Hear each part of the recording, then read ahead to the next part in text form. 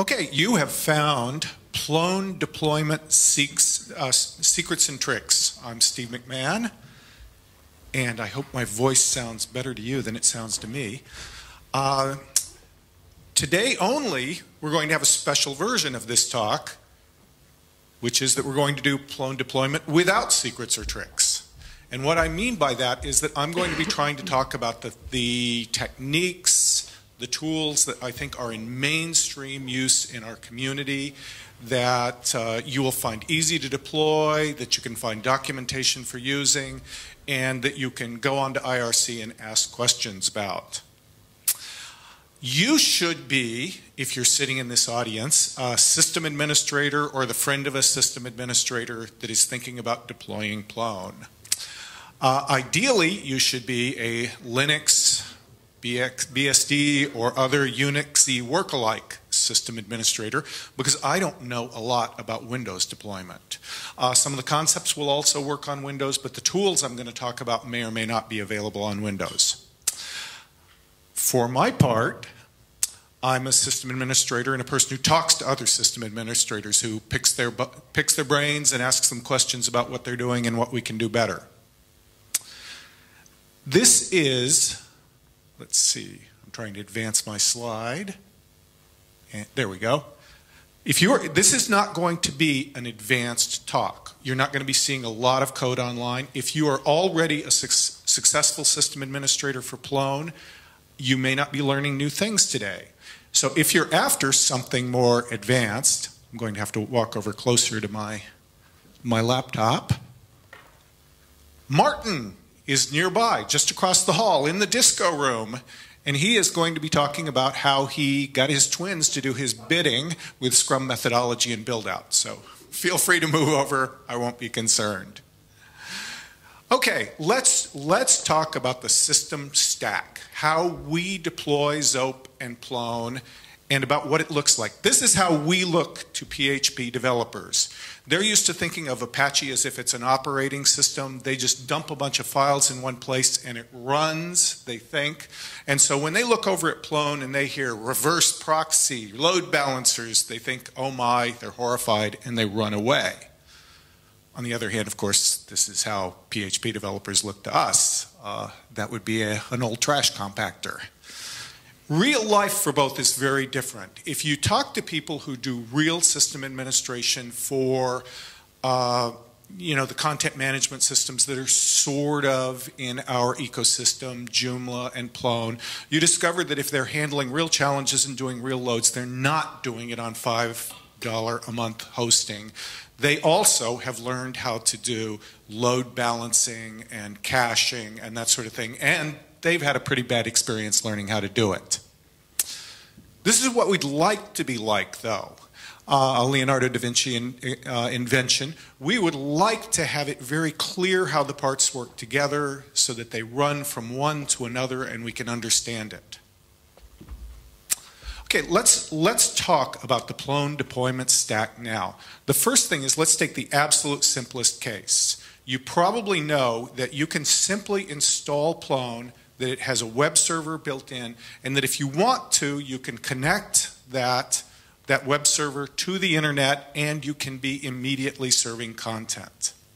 So why, in fact, do we not do that? Why will people tell you you're crazy if you go to the IRC channel and say you want to do it? It's great for experimentation. It's great for development work. It may even be the fastest way to do development work, but it lacks versatility. If you need to map things, if you need to map different URLs to different parts of the database, that's going to be extremely difficult doing that. There's no SSL solution that is easy to deploy that way, and it plays poorly with others. If you want to use other web applications and connect them in, you're not going to be able to do it with this simple layout. So what do we do to answer those questions? We add a web server, and we use the web server as a reverse proxy. All modern web servers can do reverse proxy. There are also, of course, dedicated reverse proxy tools, but we often use web servers. They handle SSL, typically. Apache, Nginx, great SSL stacks, very well tested. They efficiently queue requests. If you're sitting there with Zope or Plone running standalone, it can handle a couple of threads all by itself, handle a couple of requests all the time. It doesn't really handle anything else very well at all. Apache Nginx have, once again, really good engines for handling requests, for queuing them up, for processing them in. The web server can probably handle URL rewrites. They're going to have rewrite rules that are going to allow you to map an incoming URL either to a database or to another web application completely. So you gain a lot of versatility in the way you can deploy things. They typically have battle-hardened logging and request sanitizing. And by battle-hardened, I mean that Apache, for example, has been tested and tested again by people trying to figure out how to break the system through logging, how to use it for denial of service attacks, how to confuse the logging schemes, how to create an attack by passing a special URL that will then be written to the log files. Apache has great modules for forensic logging that will help you figure these things out. There are also modules for request sanitizing that can look for whether or not a request seems to match the HTTP standard as it is commonly understood, perhaps not as Microsoft understands it, and reject incoming requests that are probably attacks upon your system. Finally, these web servers typically play well with others. For example, you can use them to host PHP applications, or you can use them to host a Django web application also. So that's very easy to do. We just put a web server between the internet and Zope and Plone, and the web server rewrites requests from one to another using internal proxying mechanisms. Here's how it would typically work if you were using other web applications. You make use of the rewriting feature that is built into the reverse proxy as sort of a switching mechanism to deploy requests from one application server to another application server and make that essentially transparent to the user. The user doesn't know that they're getting a Django application when they use one form of URL and Plone when they use another. That's just invisibly matched over.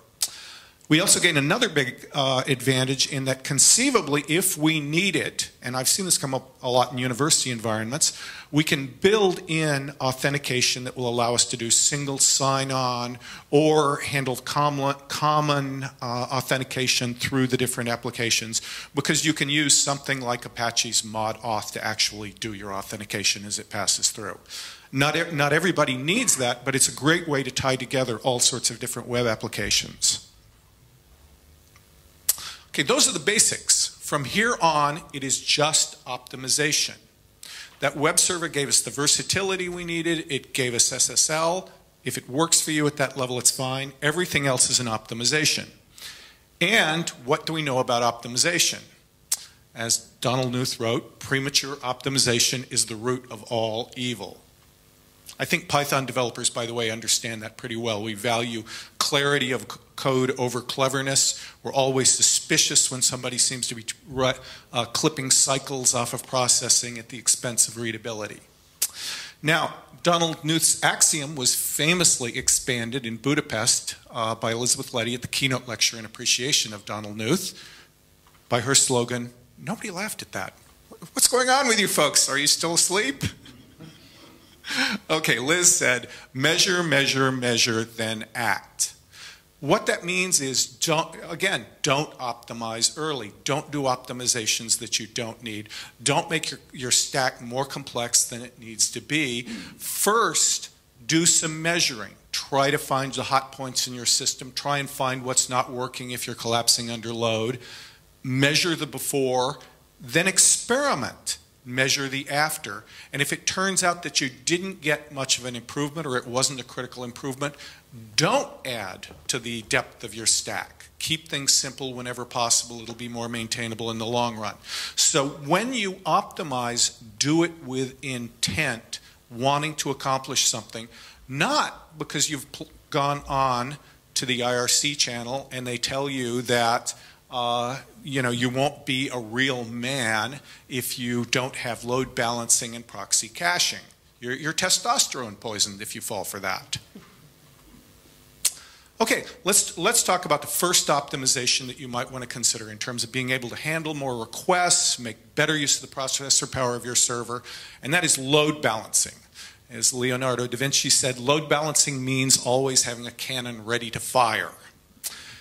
The cannon ready to fire in this case is a client, a ZOP client, ZIO client, that will be able to actually render a page in response to an incoming request.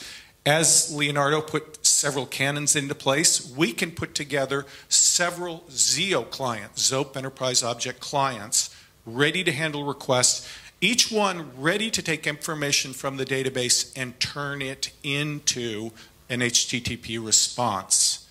The hard part, the real work that we do, the parts that consume processor power and then consume memory, are done in the rendering process. The process of taking the parts of a page, putting them together, and putting it into valid HTML. In comparison, the database part is in terms of consuming cycles and consuming RAM, the database portion itself is very, very small. It is a very low load portion of the system.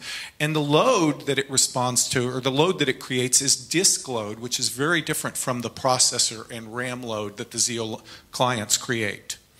So we have a lot more opportunities for efficient handling of requests that make better use of our great multi-core machines that we have these days and cheap RAM. And boy, RAM is cheap in comparison with what it used to be. Even on single machines, but we can scale to multiple machines. You can conceivably have those ZIO clients operating on different machines than the ZIO server. You could have several machines handling ZIO servers. That's extreme. You would want to measure and act before you did that, but it is possible. Now, I was saying don't complicate your stack unnecessarily, but actually I think it is a very good option to install ZIO even if you're not trying to do load balancing, so that you can be able to do things like debug or run scripts in a production environment. Obviously that's painful, without affecting your production clients. You've got something that's not working well on your system, it is getting hit hard. You can, if you have ZIO installed, start up another client in debug mode and start figuring out what's going on with your system. So actually, when I install ZIO, I always create an extra client that I don't actually hook into load balancing so that I can run scripts on it or do debugging on it if I have to. Once again, that's a desperate measure. I mean, obviously, ideally, you're not debugging on a production system, but who hasn't had to? Also, when you've installed ZIOS, you can pack your database by command line. And that is super. Okay, now, you're not going to get all of that efficiency just by having multiple ZOP clients, ZIO clients working with the ZIO database server. In fact, you're going to have to put a load balancer in front. So our stack's starting to get deep in order to handle it. A load balancer receives requests, and then in one fashion or another, it hands those requests off to a client that isn't busy or that's the client that's reasonable to handle it. Good load balancers can distribute the load very well. They can keep all of those cores on your multiple core machine a little bit busy. They can help you avoid service interruptions, because if one of your clients goes down, you can continue to hand requests off to the other clients. Let's see, hopefully I'm not getting ready to lose my screen here. Also, it occasionally happens that we're installing new software on our system. We've installed a new package, and we're going to need to restart our clients. We can do those sequentially in a timed way, and the load balancer will help continue to distribute the load and keep requests being handled. The balancing scheme can matter. The balancing scheme is what determines how the load balancer handles off requests. The simplest balancing scheme is called round robin.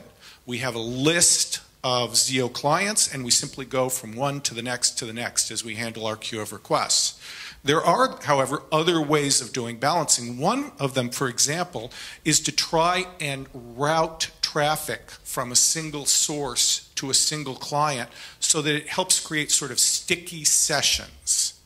If you're operating in a browser client and you're making requests and you're editing copy, you're tending to get the same client if sticky sessions are into effect. And that means that probably that client has a cache that will be more useful to you than if you simply got assigned a random client. Good load balancers can help you make that sort of decision, but it's once again a complexity figuring that out. And we get back to that axiom of measuring first, then acting.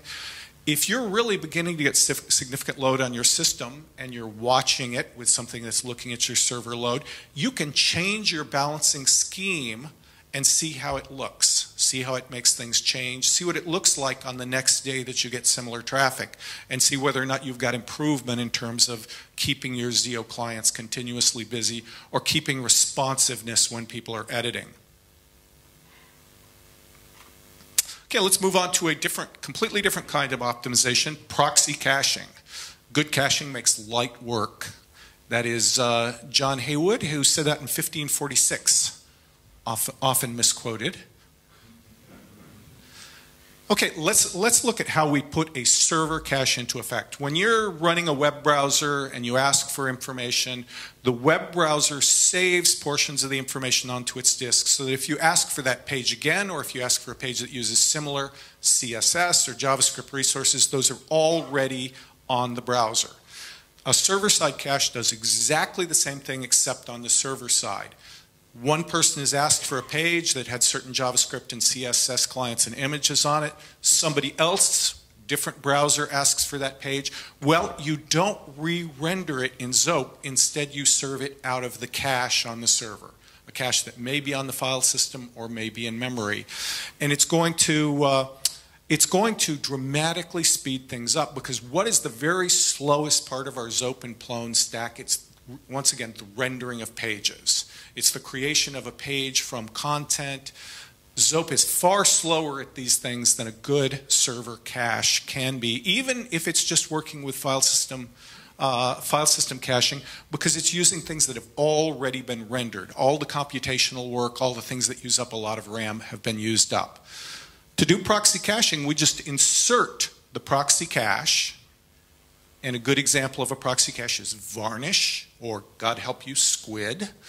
And you put it into place typically between your web server and your load balancer. There are other ways to do it, but that's the most common sort of case. Some of you may be thinking I do it differently, and maybe we'll get to that in a bit. Caching is hard, says David Glick in a famous quote from the Cipino Sprint. Why is caching hard? Caching is always about decisions. There are always trade-offs on caching. You always have to think about it. Ideally, you measure if it's worth, if the client has new demands. Sometimes when you've been doing this for a while, you have a pretty good feel for what a client's going to need, and you put it into place on that basis. But there are always trade-offs. And that in particular, there is a trade-off between how quickly you can serve information and the currency of the information. If your information needs to be extremely current, then you're probably going to need to be rendering it more often, and you probably can't serve out of your cache as frequently. On the other hand, if the nonprofit that you work for has just been mentioned in the New York Times, you can conceivably be getting traffic that day that makes getting slash dotted look light. And at that point, currency may not matter nearly so much. So you set up caching. Once you've got the actual cache in place, you need to set up rules for how long content gets cached, how often it gets revalidated, and that is done with Plone app caching. As Winston Churchill put it, Plone app caching is your frenemy. Why is it your frenemy? Because you can shoot yourself in the foot with it. And actually, you can shoot yourself in both feet and then start moving up to your legs very, very easily. One of the easiest ways to shoot yourself in the foot is to be trying to use cache invalidation schemes. Plone these days is smart enough, in theory, that it can send a message to a cache like Varnish saying, this page is no longer current. So if you receive a request for this page again, come ask me for it take it out of the cache. That is cache invalidation. However, there are tremendous difficulties, tremendous complexities in cache invalidation because, among other things, think of how complex our pages are and how many places they come from. Think of a page that has portlets on it that are using a collection. That collection is being drawn through the whole database. So now, if you are depending on invalidation schemes so that you only invalidate that page when its content changes, well, you may be serving old information in the portlets without thinking about it.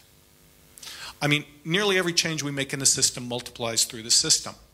Also, when you start getting into really serious work with trying to do extreme caching, trying to keep things really cached, you start running into problems. This is the worst problem in the world to have, I'll tell you, where somebody has signed on and they get somebody else's rights because the cookie that contains the authentication information, the authentication credentials, has stayed cached at some point and they're getting served the old pages. These are terrible things. My general strategy is to only slowly turn up caching. Start with conservative caching and then turn it up. Another mechanism that I very commonly use is differentiating between authenticated traffic and unauthenticated traffic. In fact, often when I'm getting people to log in, I'm bringing them in on SSL anyway, and so it's very easy to distinguish at the level of my rewrite rules between who's authenticated and who's inauthenticated. That makes it very easy to determine who needs completely current content and who can be served content that is a few minutes stale. I think those of you who saw Dylan Jay's lightning talk, remember his talking about how he set up a 1 minute revalidation rule, and that was completely adequate to handling hundreds of thousands of requests per second. Or was it tens of thousands of requests? In case of extremely large traffic, because that meant Plone Zope clients are only re-rendering that page at most 1 time a minute versus trying to do it potentially tens of thousands of times a second. That is sometimes all you need, differentiating between authenticated and unauthenticated clients, and then just doing 1 minute or 5 minutes of caching for the anonymous clients. And you will be able to handle tremendously more traffic with a much lighter load and without worrying about invalidation schemes that can be very complex and that can come out to bite you. Okay. Let's talk about choosing tools now. So far, I have been talking about the completely abstract concepts, proxy caches, load balancers, and so on. Let's talk about what you may actually use to do this sort of work. Take care of your tools, and they will take care of you. Okay. You can I think there are 2 major approaches to handling this problem. One I would call the best of breed approach, which is that you are really going to use a different component for every part of this stack and choose the absolute best component that you can find for that chore. If you're doing that sort of approach, you're probably going to end up with something like Nginx for your web server. Apache can still do the work, but I'll tell you, if you really want to handle a lot of traffic, Nginx is going to make better use of the memory of your server, by my experience, than will Apache. However, you may have other demands. You may have to run Apache because you need to be running something with PHP, or you need CGI, and Nginx isn't quite as good at that. It can be set up, but it takes more work. But in any case, you'd be choosing a dedicated web server, something like Nginx at this point. For the proxy cache, I think let's see, there we go. The consensus of our community is Varnish is the best. It works best with our tools. Plone Caching knows how to work with it. Varnish makes incredibly good use of memory on modern systems. It was designed by the people who worked on the BSD memory management schemes. Varnish will use memory as long as it can and then go to swap, and it will make very good decisions about when to do that. And that is part of why Varnish is so absolutely amazingly fast. For a load balancer, there are lots of different choices. I adore HA Proxy. I find its rules very easy to write. I find it very easy to administer. And it allows you to choose between several different schemes, round robin or others, in terms of balancing. You have to be a little bit clever to figure out how to do sticky sessions on it, but it does work with just a little bit of extra information passed from up the line. And in general, I've had great results with it. Anybody else want to? It has trouble with SSL. I think the latest build does handle SSL. Yeah, I would actually never try and do SSL with it because I've done SSL at the top of my stack. However, you could conceivably just be using HA Proxy on the top of things if you wanted to. What I meant by SSL is that IP addresses, IP forwarding, Mm-hmm. it drops the IP addresses, but I think the latest build will let IP addresses through. Yeah, there are ways to solve that problem. I don't want to go into fine detail on this because I'm going to point you towards details, but there are ways to solve that problem. I've heard some other complaints about HA Proxy that work on it, but have people got other favorite tools for load balancing, or is HA Proxy still our sort of community consensus? Yeah, okay. Boy, aren't the displays great? Looking at things, what's up, what's down, how long it's been up, how long it's been down. By the way, there's an add-on tool for HA Proxy that will allow you to stop a client from the command line to take it out of the back end. And then put it back in the back end so that you can do things like restart clients in sequence without even having to worry about whether or not HA Proxy does a good job of knowing whether or not the clients are alive. HA Proxy is it tests clients to see if they're alive, but it can be fooled by Zope startup. Okay, now that was the best of breed approach, and I told you the tools I used. Now, I think the opposite approach to this, and is a perfectly reasonable one in many circumstances, is to use a good jack-of-all-trades web server and have it do these things instead. If you will, we're collapsing the stack because we're just going to use the web server for a lot of these things. But conceptually, you still need to keep it straight what's going on. In this case, we would be following the advice of 14th century system administrator William of Ockham. That's recently been updated to keep it simple, stupid. In this case, for example, Nginx or Apache will do all of our steps. You can create proxy caches in either one. You can create load balancers in either one. Neither the proxy caches nor the load balancers are as good as Varnish or HA Proxy, but having a shorter stack is good all by itself. It makes system administration easier. It lowers your vulnerabilities. If you're thinking in security terms, you know, having one tool to administer versus having several that you've got to keep on patches with is good. So that's the web server does it all approach. How do you learn to do these things? Steve's been sitting up here babbling, talking about all of these tools, but you haven't seen any configuration instructions. Fortunately, the information in collective read the docs hosting is very good on this, and it's getting better. And if you have experience with one of these tools and you don't like something that's in there, hit that edit this document button and do it. Just fix it, get it in there. You're good. If you've found a better way to do it, add it in. If it's completely better, replace the old. If it just handles an edge case better, then put in a note that it handles this edge case better. In any case, the information is there, and I don't know to how many of you the concepts we're talking about are new today, but armed with these concepts, you can work your way through this document and find the setups for the tools that you need. Okay, now let's jump on to another part of system administration and deployment. Backup is serious shit. You've got to make sure your backups work. Not only is backup serious shit, but backup restoring is serious. If you have not tested your restore cycle for a backup, you do not have a backup. An untested restore scheme is the equivalent of no backup. There are horror stories throughout our community. Jamie's got a good one, if folks want to grab him afterwards. Weren't you one of the people who was telling me about writing to the Zope object database and it wasn't really making it to the disk? And nobody had a good backup? Or the back? That wasn't yours? Oh, sorry. In any case, if you haven't tested your restore scheme, you don't actually have a backup.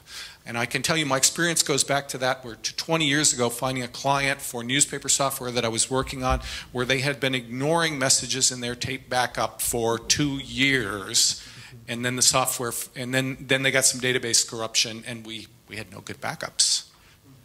Don't be there. So how do you back up? Oh, actually, first another quote on this. Comprehensive backups are an important task to take care of before starting a weekend of drinking.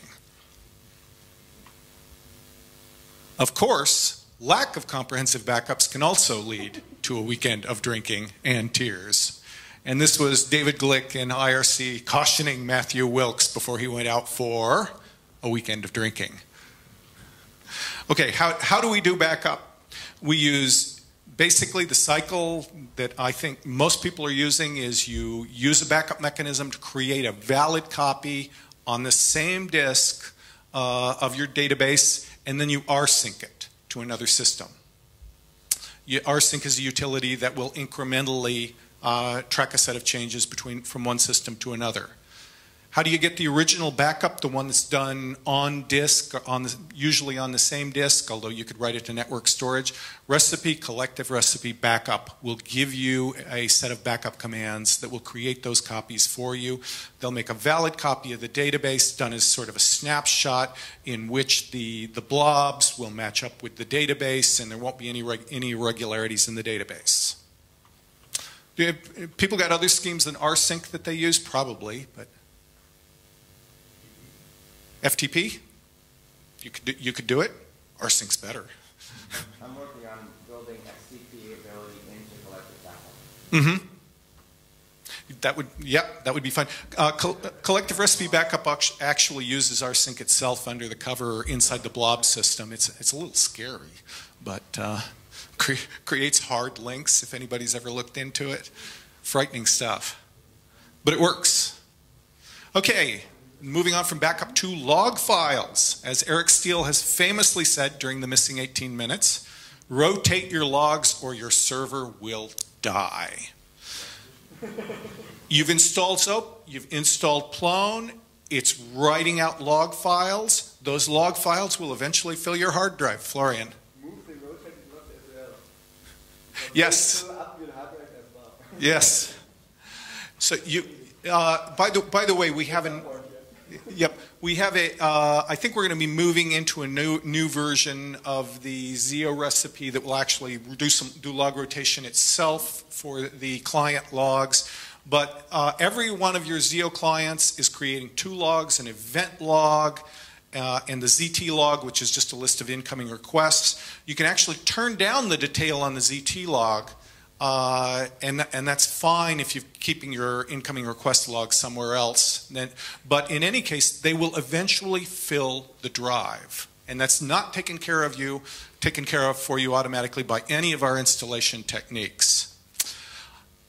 How do I rotate logs? I follow the traditional 12th century proverb, sudo apt get install log rotate. I really like log rotate for doing this.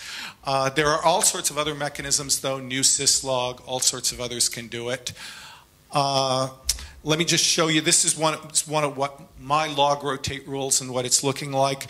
I'm going to rotate the logs for client 2. I'm telling it where the 2 logs are that I want to rotate. Rotate 5 of them, that will keep 5 at a time. Do it weekly. Shared scripts means that it's going to do the post-rotate end script all just once for both of them.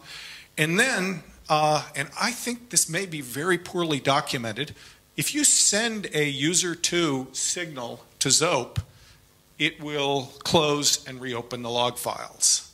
That will allow you to safely rotate them. So you send it to the PID. I don't know, is that documented anywhere? Yeah. Or, oh, okay, it's not just something that we old Zope people know that nobody else knows about? In any case, that's sort of my key command in there, and it makes sure that that after you've rotated the logs, that Zope reopens them so that the file handles for the rotated log just doesn't continue to be used. while we're on the topic of logs files, read your event logs. Your event logs contain error messages. It is insane not to periodically read your event logs. You may have gotten out of the habit of reading your event logs because there are some tracebacks in it that you know about and they don't matter, and they only happen when some obscure robot hits some obscure point. But eventually they're going to be real items in your log file, and that's actually an incentive to fix the things that cause noise so that there's minimal noise in your event log, and it pays to read it. So when you don't necessarily, I don't necessarily read my event logs every day, but reading your event logs is really critical for production systems. Okay, database packing. As with so many things, the first ZODB packing tool was invented by Leonardo da Vinci around 1500. Here's a diagram of it. And once again, you people aren't laughing. Okay, and it's actually very simple. In Plone recipe ZO server, we can set up the basic parameters for packing the database, like how many days are going to be kept, which storages are getting packed, and then all that needs to happen is the execution of one command, and you can set that up to run in a cron job periodically. So pack your databases. If you don't pack your databases, then once again, eventually your server will die, and people will be extremely unsympathetic to you at that point. It's also, by the way, a good way of testing to make sure that your database is actually getting written to. Because if you can't pack it, something's wrong. Okay, platform setup and Plone install. Let me check how many minutes I've got here, just a little bit. So I'll go through these fairly quickly. Something that I think has changed in the past few years. There used to be a time when we tried to install all of our own tools on the theory that the server platform was always going to be trying to sabotage us at every upgrade. And I think, in my mind, that theory has shifted in part because things like Ubuntu and Debian have gotten so good, and their long-term releases are great. That, like Elizabeth Leddy, these days I use system packages as much as possible. And even when I'm using the unified installer, I try and set up an environment where the unified installer compiles and builds as few of its tools as possible and uses as many from the system as possible.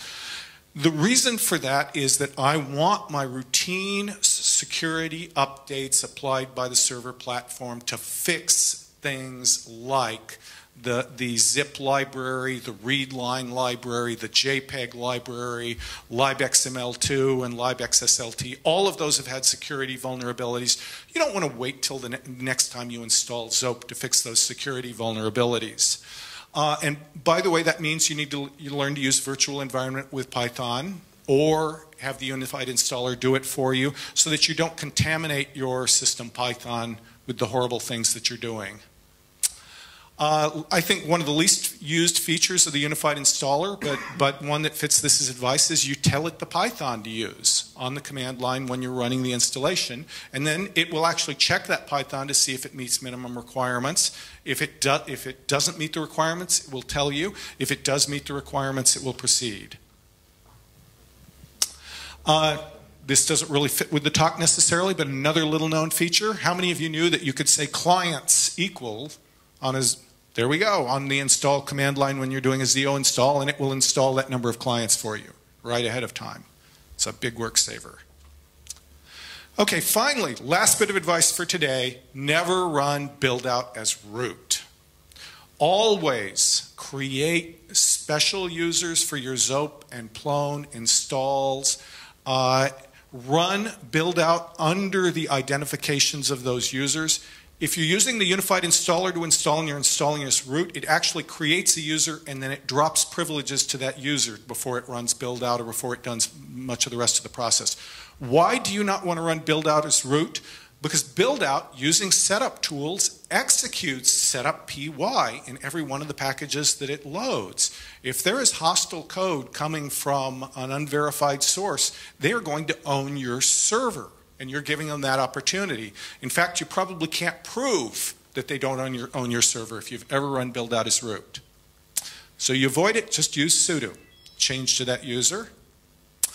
Okay, I'm going to finish up now. I don't know what time we've got for questions, but what I wanted to say, this is new. This has just happened this week. Most, but not yet all of this information is on collective docs, read the docs. It's in as a deployment guide, and many of the same diagrams are there. So you're among the first to hear the news on that. You may not be the audience for it. As I'm watching you out there in the audience, many of you clearly know these things already, but now you've got a place to point new people when they're wondering what is proxy caching, what is load balancing, what are the considerations in deploying the Plone stack. I don't think I have much time for questions, do I? Am I nearing my end? Okay, but we'll go ahead and do it quick. Steve, what do you do, how do you serve big downloads? I know Varnish doesn't really cope with that, so do you offload it or what do you do? I mean, ideally, yes. And if you know you've got the problem, I think the thing to do is to figure out ways to get them cached well, or to use rewrite rules and get them out of static directories. But others may have other experiences. There is the extend file extension for Apache and Nginx. Which extension? Extend file. Extend file. Deliver the block from the file system. Directly from Zope? Yeah. Very good. Of course, if those files aren't changing, a cache is better for it. And the question, by the way, is what do you do about large downloads? Yes? I would like to add a corollary to the kiss rule, especially to the triplet of front-end web server, load balancer, cache, is the components you selected are extremely simple. Folding them together in any way is going to make it more complicated, and it's going to end up in a worse scenario. Fewer is not better in that one case. It's certainly a reasonable point. I agree there are trade-offs on this. The point that was being raised is that sometimes the complexity of creating, say, an Nginx configuration to do all of these things at the same time may actually be worse than simply employing 3 simple tools in its place. And I can't really disagree with that.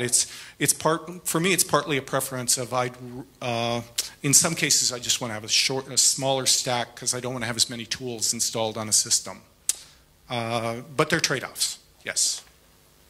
Regarding the topic of reading logs periodically, do you use any tools for that, like something that nails you for SD stuff with happening logs or something like that? The question was, do I use tools to make sure I read the logs? On my event logs on production systems, I was showing a simplified rotate script.